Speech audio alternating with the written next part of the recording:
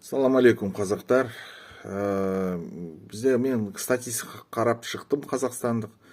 Бізде Қазақстанда 10 некені 7-8 ажырасу бар. Ол өте жаман, бұл өте жаман. Менде бір танысым бар, байқазақ. Ол әрқашан өз әйелімен жанжалысады, ұрысады. Мен оны сұрадым ғой. Сен өз әйелімен сөйлесесің ба? Әңгемелесесің ба? Ол маған жауап береді. Жоқ, әлеке, мен мынандай ақша табамын, сыйлық әперемін, осы жеткілікті, көлік сатып алдым дейді әйеліме деп. Мен ағына айтып отырмын, ол әйелдерге ең маңызды оны тыңдау керек, онымен сөйлесу керек. Он сыйлық бересің, ол жаман емес деп ойлаймын. Бірақ одан гөрі, сыйлықтан беруден гөрі оны тыңдау керек, сыйлау керек деп ойлаймын.